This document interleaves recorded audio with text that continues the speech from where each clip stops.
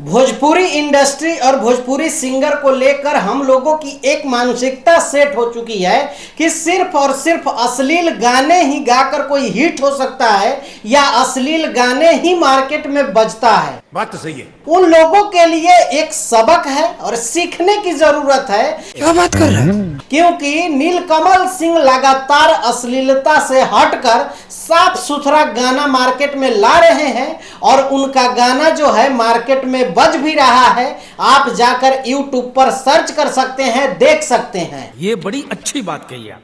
हाल ही में एक गाना रिलीज हुआ है जिस गाने का टाइटल है कि जिया ये करेजा।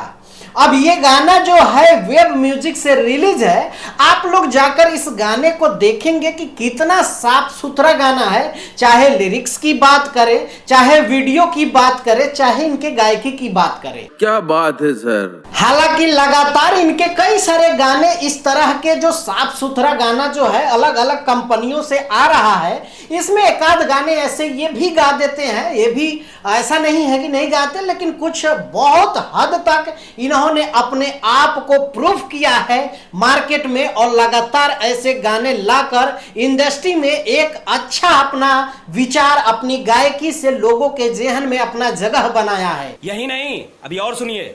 ये गाना जो है जिया ये करेजा, ये वेब म्यूजिक से रिलीज है। इसके राइटर हैं आशुतोष तिवारी और म्यूजिक डायरेक्टर हैं प्रियांशु सिंह।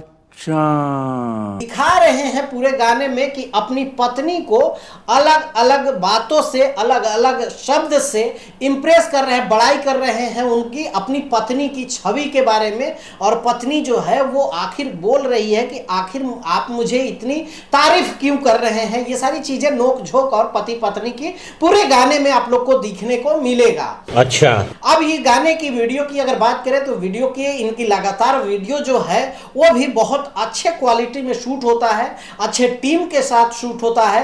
तो आप लोग ये गाना भी वैसे ही है, जाकर देखिए, वीडियो बहुत अच्छा है। तू समझा? ये गाना जो है आप लोगों को क्या लगता है इनके बारे में नीचे जाके कमेंट करके जरूर बताइएगा। मिलते हैं अगले वीडियो में, तब तक के लिए दीजिए इजाजत। ओके बाय, टेक केयर, जय हिंद।